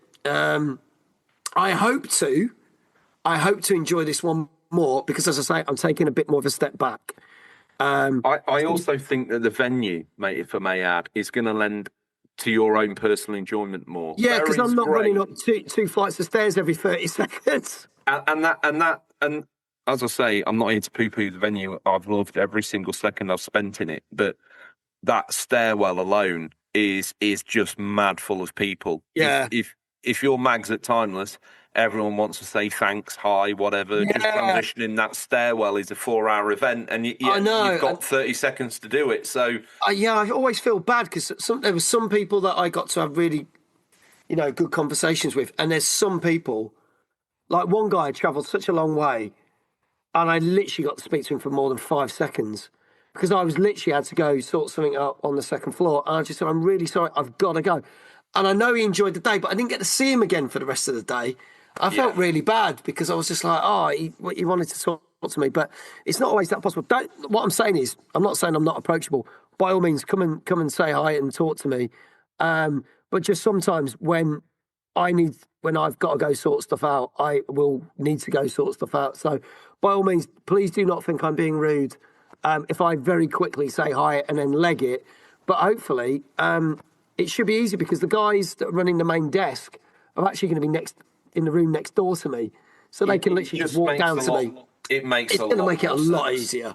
Yeah. And I again, there's a lot of the panels last year I didn't even get to see, which sounds insane. Obviously, I got to see a bit of Jason's. I only missed about 15 minutes of Jason's. I got to see most of Ashen's. The Legends panel, I did not see at all.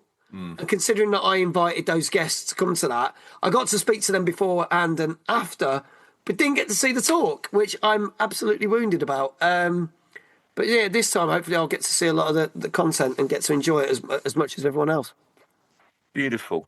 So I feel like that probably puts a neat little bow on it, and we will go through and just let you feature dump the highlights one last time. But to anyone listening now, obviously don't forget UCP25, that's your 15% off. Don't forget to check the Timeless website if you're thinking of getting some accommodation. You might as well get the approved Timeless Convention discounted hotel experience, and in the wonderful city of Liverpool. That is.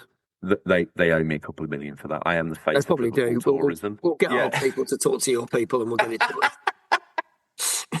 With all that wrapped up there, obviously, if you're listening and we've had behind the scenes one of our supporter shows where someone has won the very first copy of the Cards Against UCP.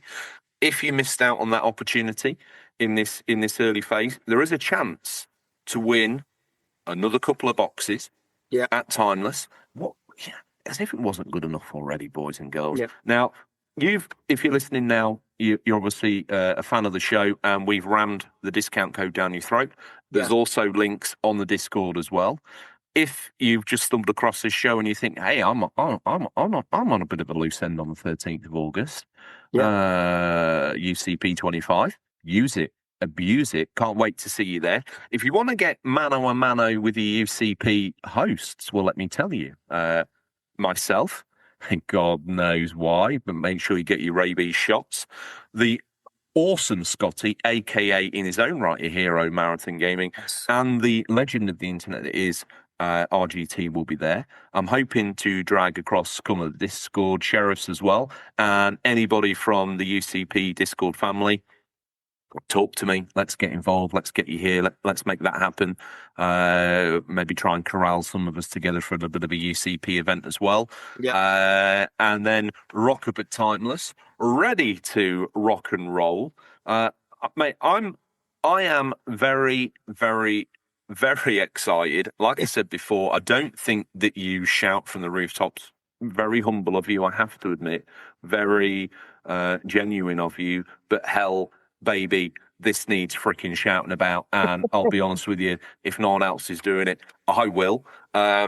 Always enjoyed the event personally. Like I say, even if I just went for the shopping, I would walk out buzzing my absolute boobies off. But throw in everything else, and that's really the reason to turn up. Don't take my shopping, flip it on his head. We're turning up for this wonderful gaming event, the celebrities, the panels, the fun, the friends. But bear in mind, there's a little bit of something for everyone. And I mean everybody.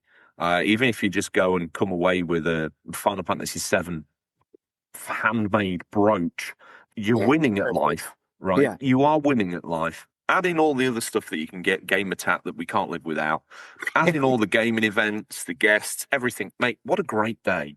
And it's not often that gaming gets celebrated, but to do that with your friends and new friends alone, a chance to maybe, if I'm being honest with you, sniff your earlobe. Yeah.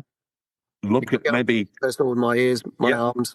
Look at Jinx's ankle from a safe distance of 100 yards. Yes. Again, another restraining order, unfortunately. Wonderful ankles, though. Wonderful ankles on that girl. The best in the business. Yes.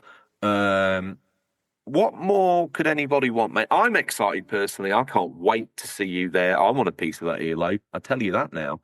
Is there anything that a rather overexcited schoolboy like myself may have forgotten that we've left off the table?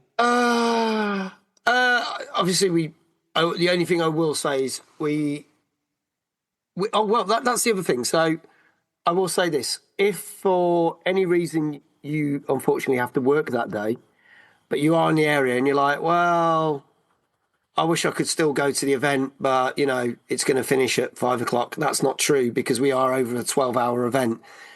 We do offer discounted tickets for just evening-only entry, which actually gets you in after 5 o'clock. So, yes, you're going to miss most of the main content, but you'll still get to see the cosplay parade, the Just Dance final. You can get involved with the Did You Know Gaming event, which is at 7:30 on the main stage. And then we're going to go do the arcade challenges. So you'd still get a day's worth of stuff out of it, and it costs you half the price at a tenner. So you can get in after work. We have sold quite a few evening-only tickets. Wow. So whereas we've kind of gone, where we've done that thing where we've done the cosplay parade, we've given away the prizes and gone, well, just go enjoy the facilities. This time it's kind of like, we're going to keep going until they kick us out of this building. Nice. That was something we decided to change. So for people who want to spend all day there, they now can. And people who are like, do you know what? I'll pop down for 4 or 5 hours. Because do you know what? Again, just for turning up, if you turn up after 5, you only have to pay a tenner. And as I said, if you turned up on an evening to go to the arcade, it still costs you 20 quid. So you can get in the arcade for half price just for that, even if you don't care about what's going on the stages. So absolute steal, that's a win-win. So there's so much stuff we've thought about. But I think that's pretty much covered every aspect, every nook and cranny, every corner. Well, you couldn't even get a Dyson round it. We've covered it. There's one thing I wanted to talk about. Yeah, go for it. We've saved it till the end. You touched on it briefly, but let's face it. Timeless is famous for many things. Celebrities, unrivaled, gaming tap buying experience, one-on-one with the VIPs, hands-on with a curated selection of fine indie titles. Yes. But the reason why I think I'm personally coming to Timeless, the reason why I'm personally putting my hand in my pocket, the reason why many people are, and anyone who's not is insane. But the reason why we're all doing it is for your Just Dance experience. Oh, dear God, no. We saved the very best till last, as you know. Oh. Only the real Timeless OGs know that this is the reason why anybody turns up to any event that you hold. No. It's for the Just Dance experience. Now, the question I've got is, have you perfected your pirouettes? Have you succeeded at the splits? And can you fucking foxtrot like a god? I can tell you in non-preparation for what may or may not happen on that stage, I've just gained weight. So that's muscle weighs more than fat, Mags, as we all know. You're sat in front of me right now without clothes, and I happen to see you literally chiseled out of stone. It depends which angle you look at it from. Every angle, you sexy devil. Now tell me about this dancing. Okay, so Just Dance has been a thing of our events since we ever started it. We always did a little competition, and then I got roped into, the last 3 years got roped in. Well, the first 2 years I got roped into doing the same dance as what the finalists did.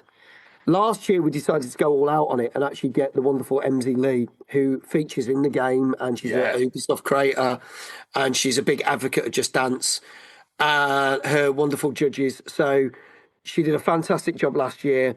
So we ran the heats on the challenge stage and ran the final on the main stage. And we've brought that back, and she's doing exactly the same, and she's getting dressed up. I think she even put out on social media which character should I be this year, because she's going to be in full-on Just Dance cosplay for the whole event, bless her. She's outstanding. And so will her judges. And like one of the judges is like the international champion of Just Dance, which is just phenomenal in its own right. But last year, I thought I got away with it without having to get up and dance. Mate. But instead, MZ turned around and said, let's do something different. And actually, I did really enjoy it. And there's a little story here, so I'm going to kind of depart a bit. But they got the finalists and some of the judges, along with MZ and me, to perform a dance number, which I had never done in my life before. So I didn't know any of the moves. But it was really good fun. And there was like 10 or 12 of us doing it all together at the same time, which was a nice touch. I don't know if that'll happen again. I get the feeling that the crowd will probably go feral if it doesn't. So I will leave that. This is your pre-warning now. Yeah. I will rip your throat clean out unless I see it. So MZ will probably do It's a tradition. If slopes is a tradition, you're freaking dancing to Just Dance is a tradition. Yeah, but I'm going to say there was a redemption story here, because I toddled off to EGX last October, and it was great to see. And this is what I love about MZ and everything. She's getting more and more of a platform for Just Dance. And at the AGX / Comic Con last autumn, and also the one that went past in London back in May, she had her very own Just Dance stage.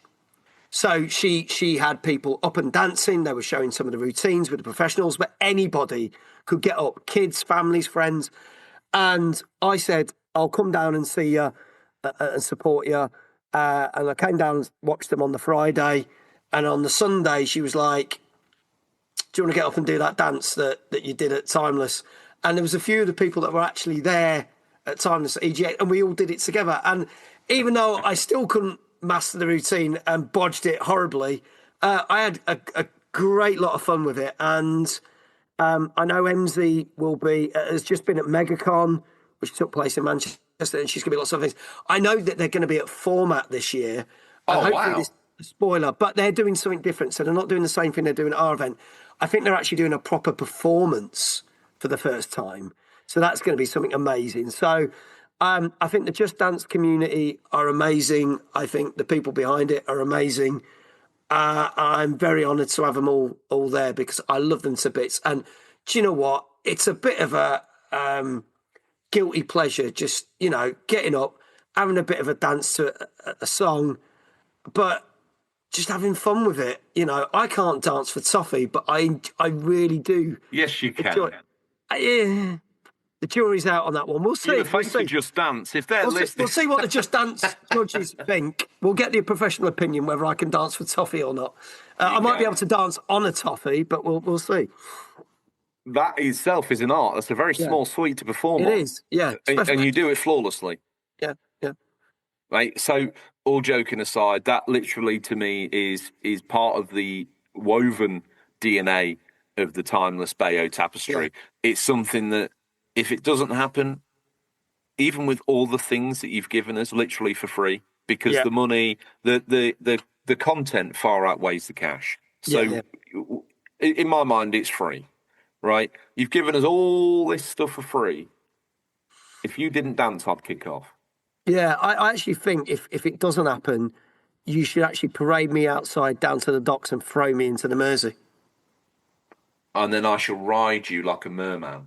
Yeah, and then I will never be seen again. We'll sail off into the sunset. Both of us will. That'll be the end of it. So you'll simultaneously kill the UCP as well. I will kill Timeless and UCP, because that is the kind of person I'm. I don't care about consequences. Gods are cruel, mate. Yeah. And if we didn't set you up as a god at the start, I know, you put me in that pedestal, and then how the mighty will fall. Well, I say fall, we'll be sailing, but we're good. I might even just organise to get Rod Stewart to sing while we sail out into the sunset. That's the sort of thing I've got the UCP budget to blow for. I mean, how much is Rod for the rest of his life? A couple of quid? Yeah, pretty much. Now he's done Glastonbury. It doesn't matter now, isn't it? We're getting for a fight. Yeah, last time we got him for a bag of, it was Tesco Value, Salt of England crisps, and a can of that Guinness Nitro Surge with the lid on it. It's only the 20 quid haircut that's really the deal breaker on this, but he's got to have his hair cut every so often, hasn't he? So I'll be honest. I'm gonna speak to his agent and push for a shower cap because I can't afford he's near the wet. It's gonna blow up. I don't want it. I can't afford it. Yeah, it's just a voice moment. Fair enough. We might just shave him bald. See what happens. To be fair, that's got Duncan Goodhue vibes, and if we're in the water, he needs to be hydrodynamic. Does Rod? I think we shave him. So we put him down. Fully shave Rod Stewart, and away we go. His armpits gone in Mac. Yeah, we've rolled him in a big industrial vat of Imac, and then we've rode him. I don't know. I think I'll probably get arrested for this. There's another restraining order coming my way. We've sidetracked. Let's get back on track. Yes, sorry. Yeah. Have we, as hirsute as we are now, have we covered off Timeless in a good fashion, do you think? I blooming well hope so. Well, I'll be honest with you. If people have just tuned in, if they've not been left blown away by the outrageous value that's on hand here, I think they probably need to be checked for a pulse. The only thing I can recommend to them is 10 cc's of adrenaline. So everybody else, I would say UCP 25 at checkout gets you 15% off. If it wasn't already an outrageous deal, this is what it feels like to rob mags. Yes, on a daily basis. Yeah, it feels a little bit underhand, to be honest, but I am looking forward to enjoying the content. I'm looking forward to enjoying the pleasure of your company, everybody that goes year on year, and to all the new people that are arriving, heck, another load of friends to meet and make. Plenty of prizes, like I say, a little bit of a UCP Brucey bonus in the cards against. Oh, yes. Great news. I shall do everything I can to fast track those. If we can't get them here in time, I will literally sacrifice my own. To make this happen. And RGT, you've also just lost your cards. That's how fresh and hot off the press this actually is. Sorry, RGT. Some would argue this might actually be the greatest prize you're giving away, and no disrespect to obviously your proud collaborators, but this is a hot ticket. Yes. All that said and done, sir, I'm excited. I can't wait to see you there. Don't forget. Not that far now, so if you haven't got tickets, act fast. 13th of August. Don't snooze on this, you losers. Don't be one of those guys that looks at Instagram after and goes, oh, that looked cool, lower shot gone. Sort your shit out. Sort your personal admin out. Get your tickets bought now. It's already last minute. You're already, it's already dicey whether you might get one. Don't think, I'm not going to check. UCP 25. Feel outrageous. If you're not from the local area, very cheap hotel. If you're trying to talk the missus into it, there's the whole city of culture at the back end of it. Yeah. So it works both ways. She puts up with you staring at Pop Funkos, and then the next day you get to treat it to a rooftop meal in Liverpool. It's going to be outrageously beautiful weather. It's going to be August. What more could you want, really? And if you want to go look at the place where that guy used to jump around on a map when they were filming that's not this too morning, it's right there at Albert Dock. So all these bastions of what it means to be a great British person, great British gaming event, the greatest. We'll see you there. Before I let you go, what are you hoping to play? What, at the event or just in your personal time? When all that's done, you shut the door, you grab that gaming device. I'm taking a little bit of time for mags. This week, just back there. Well, I can definitely say, because the week of Timeless, the new Mafia game comes out. So I have already got it down that I will be playing that the Monday after time. Because obviously I'm in Liverpool for that whole week, up until like Monday till Friday, because there's so much to do.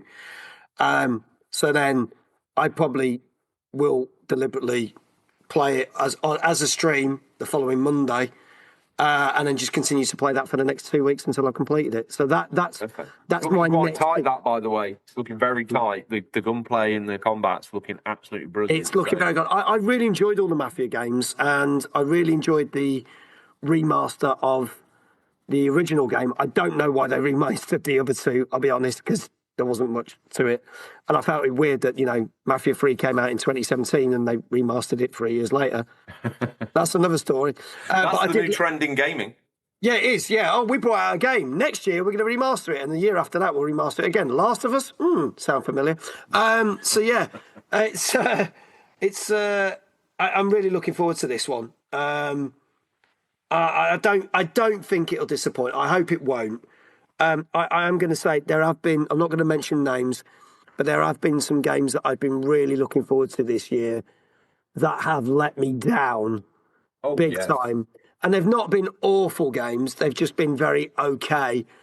But then I found out, like I said, with Expedition 33, that this year there's been a lot of games that I didn't expect much from or wasn't really on my radar that have basically shot the living life out of me and have been some of the best things I've played this year. So this year's been a very odd year for gaming, and hopefully I won't be disappointed with Mafia. But if I do end up being disappointed with it, so hopefully will come along that will surprise me and surpass that. Yeah, so, mate. I mean, it's been another stacked year for gaming, as you say. Some big sort of surprises and some slightly underwhelming experiences, to be honest. But another stacked back end of the year coming up, and a year where the Switch 2 launches and it becomes a footnote in the games that have come out. Absolutely incredible if you think about it. So a great year for gaming. The industry, we talked off air a little bit, goodness knows at the moment. But hey, do you know what? It's been waiting for a springboard. That springboard is Timeless 25, 13th of August. Crossed. UCP 25. Haven't really got much more to say other than you've entertained us once, twice, 3 times a lady. Yes. What do they say? First time's on me, second time shame on me, or whatever it is. And this is, 3-4 times in the barrel with us? I think so. Even rats learn quicker than you. But I'll be honest, absolutely floored by your kindness, the fact that we're welcome back at Timeless, the fact that you've come on the show and shared some time with us. You're insanely busy. You're a globe-trotting mega celebrity of the gaming world. Don't you dare. I'm keeping my mouth shut. You've organised another event, and you've literally flicked it up a whole nother level, which is incredible yet again. I don't know how you keep doing it. I don't know. I keep doing it. If we hang on at this trajectory, I'll see you in Vegas for Timeless 30. Yeah. I mean, mate, it's glorious to even be in the scrapples of dust at the feet of you and Timeless. You're a humble man. You've had us on again. We're lucky to be going again. Thank you so much for finding the time to sit with this random old fool and talk about video games. I'm very, very grateful. I look forward to seeing you there. To anybody who doesn't know, has stumbled across this show and they're like, hang on a minute, let's find out a little bit more about the Mags fella. How, outside of Timeless, where are they going to find you and how are they going to enjoy your freaking outrageously awesome content? So you will find me on Twitch most weekdays, Monday to Thursday. Twitch.tv, Middle Age Gamer Guy UK. I play all the new games that are out. So whatever's new, you will find me playing that. I try to do a good array of content of different games. I try and cover as much as possible. I even play the games that are truly awful. Mind's Eye, thank you very much. So that was joyous. But what mainly the people flock for is Tuesday Night Gaming Chat, the weekly talk show with me and my co-host Dave, where we talk about all the latest gaming news and reviews from the last 7 days. And we have wonderful guests on each week.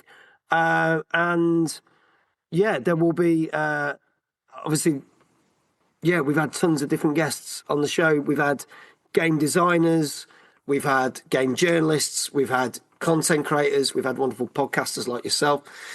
We've had gaming royalty. We've had people from outside Xbox, Ashen's, obviously Jason's been on, Slopes, numerous other people. Just wonderful, wonderful people. Ash Millman was on a couple of weeks ago. She's absolutely adorable. We've had some wonderful, wonderful people on the show. So that's the one thing. If you want to go check that out, please do, because that would mean a lot to me. come and watch us live. Get in the debate. You can join in and guess the scores of what the critics said about games. Mate, I'll be honest with you. We talk about Timeless, but that show, which I've lucky enough to be on, the whole guessing the score thing is enough reason to turn up alone. Absolutely captivating format. I talked before about likening you to a presenter. You didn't like it, but to be honest with you, mate, that show has got outrageous, like, don't forget your toothbrush vibes about it. It's absolutely brilliant. It's wonderfully engaging. It's wonderfully inviting. The ability for the audience to chime in and feel part of it at the same time. Yeah. Shout out for Dave. Yeah, big up Dave.